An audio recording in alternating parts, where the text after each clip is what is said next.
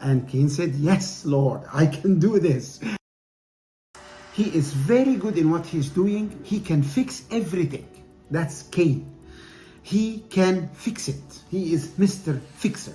And when he approaches God, he will fix it. He will bring the best fruit in the land and he offered it to him, and God has to accept it.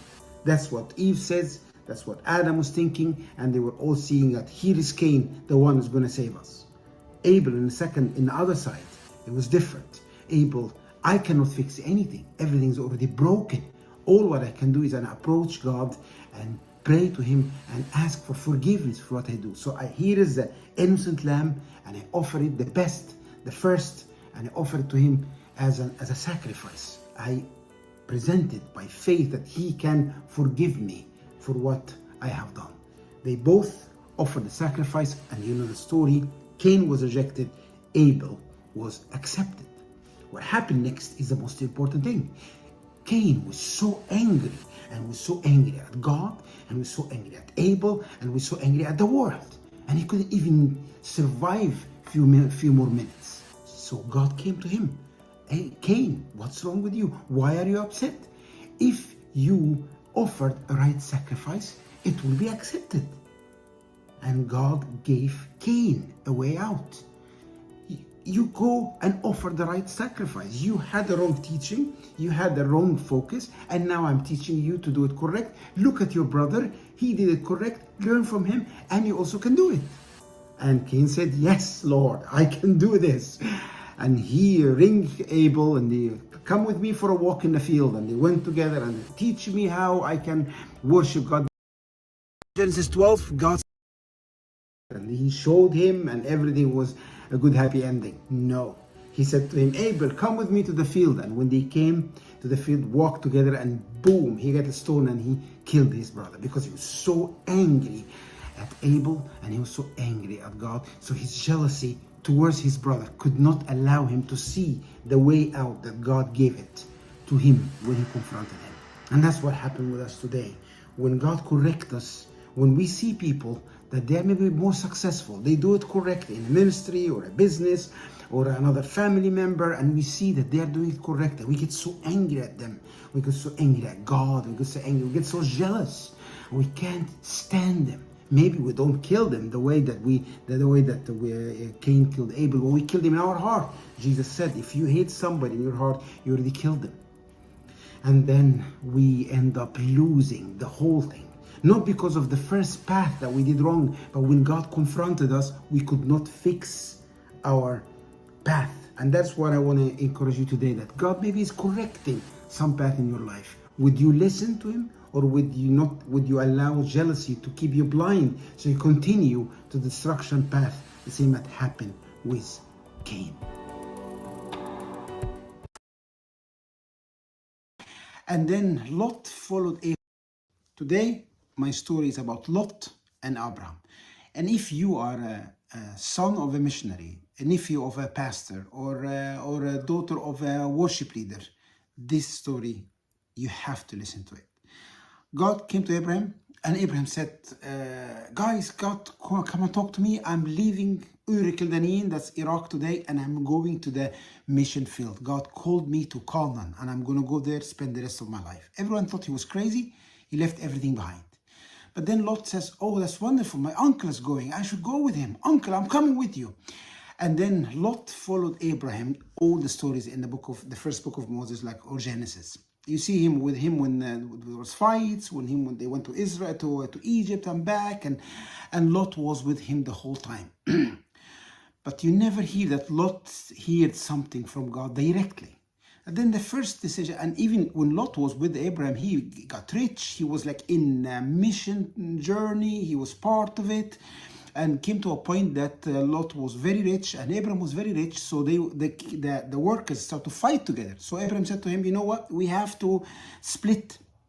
If you go right, I go left. If you go left, I go right. So we don't fight, and our kids don't fight. Our workers don't fight anymore.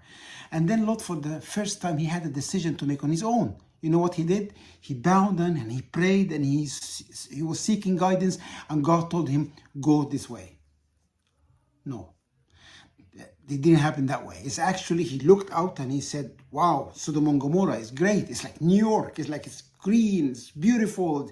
It's Los Angeles, you know. So he said, I'm going to go there to where it's a nice place. It's green and it's rich and fantastic. And he went to Sodom and Gomorrah, and Abraham went to the desert. And from that moment, he lived in pain because of all the wickedness going around in Sodom and Gomorrah. Yes, God in a crisis saved him, and the angel came and talked to him and saved him. But you know, the rest of his life, it was a disaster. That his daughter made him drunk, and they slept with him, and they had the Moabites and the Ammonites out of his seed. The challenge with Lot, that he never had a personal relationship with God. You never hear that Lot says, God told me this, God guided me this. Did God ask you to go with Abraham? Did God ask you to choose Sodom and Gomorrah? Did God ask you to? No, he never heard God's voice. He never had a close relationship with God. And my challenge to you today is, your uncle as a preacher, is your father as a pastor, is your mom as a worship leader. Don't follow their directions. You have to take your own. You have to say, I cannot follow you, my uncle, in the mission field or in the big organization you have. I have to follow what God is telling me. It would have been better for Lot to stay in Ur Kaldain, in Iraq, and not just wasting his life in that way. So my challenge for you today, don't live in the big mission project and an organization and calling of your uncle or your mom, your dad.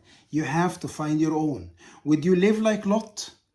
And when it comes a crisis, you choose on your own because you haven't trained yourself to hear God's voice? Or would you be like Abraham? You go because God asked you to go. You stay because God asked you to stay. You go again because God asked you to go again. That choice is yours. Would you live like Lot, or would you live like Abraham? Around me, no one follow God in my life now. Everyone around me at work, at school, in my family, they don't believe in God. They don't follow God. So what does it matter if I continue being faithful and follow God? That can be today's sentence and situation in your life. But today's story in the Old Testament, in the book of Genesis, in Genesis 6, is the story of Noah. Noah was living in a generation that everyone left God already. Everyone is evil in their hearts, and God was planning to kill them all because they were all wicked and there was no hope for repentance. But in the midst of all this evil, God found one person. He found grace in his eyes because he was walking with God. And that is Noah. And Noah, in the midst of all the wickedness, he decided to walk blamelessly and closely to God. And when the time of judgment came, God could not destroy Noah, and Noah was the vessel to save the world. So God talked to Noah and told him, Noah, you build me an ark, everything's going to be destroyed, and you're going to save humanity further. My point to you today is very simple. You can have the argument that everyone at your school, everyone is at work, everyone is your family, they don't follow God and there is no hope in it. But remember, if Noah was not faithful, then all of us would have not been existing today. But because Noah's faithfulness, he saved humanity. And maybe God puts you in your family as Noah in the family, or Noah at work, or Noah at school. So look at him for hope, for faith, and expect that God will come close to you and will talk to you. Noah built an ark and he saved the day and he moved on with his mission with God. But all started because Noah did not give hope when he saw all people around him are already left God. But he kept faithful, and God, in the midst of darkness, in the midst of wickedness, talked to him, used him, and through him he brought the changes that needed to be done in the life of humanity. In Genesis 12, God said to him, leave Ur Kaldain and go to Canaan, and I will lead you. And Abraham did this, took everything he owned, Sarah and Lot, and he went, left everything behind and went to Canaan. And what happened next? 3 things: famine, family problems, war. It happened in famine in Egypt, and he has to go to Egypt and said, Sarah is my sister, and try to protect his family. When he finished the Egypt episode, came back to Canaan again, and then lots of fights between the workers of Lot and Abraham Lot, so he has to split a family. Split happen, and then Lot will go to Sodom and Gomorrah, and very short after that end up in war, he get captive, and then Abraham has to go and save him from this captivity and go to war. Unbalanced war. He has 318 fighters, and the 5 kings have thousands, and he has to go by faith. Wait a second, I thought things going to be great after you obey. Obedience doesn't guarantee happiness, but obedience putting you in the right position with God. If you disobey, then you are not on the map at all. But when you obey, God will be with you, and when circumstances come against you, God will help you. One thing also that Abraham did, he did not complain. You see, the people of Israel complain all the time. Oh, you took us out of Egypt, and we don't have food, and we're gonna die here in the desert from the thirst. They complain against God, and they complain against Moses. Abraham didn't complain. God, you took me out of Iraq, Ur Kaldanean, to come here to Canaan to go to a famine. What is going on? Or he didn't complain against blame, or complain against Lot, the guy in the family that destroy everything, and now we get captive, and I have to go to war for him. He did not complain, but he acted. First, in the famine, when the famine came, he acted, and he went to Egypt and tried to save his family. When he come back, when Lot made problem, Lot's workers made problems, he acted, and he make it a very unpopular decision and split the family to have peace. And then when the war comes, and it was an impossible war to win, he acted by faith to save his nephew. He didn't say, oh, he's independent now, has nothing to do with me, but he acted.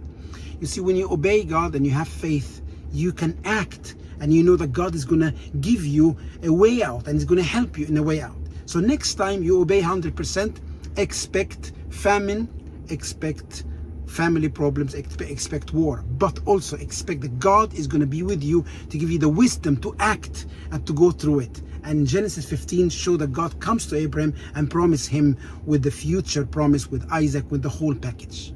I hope you take this as an encouragement for your obedience path today.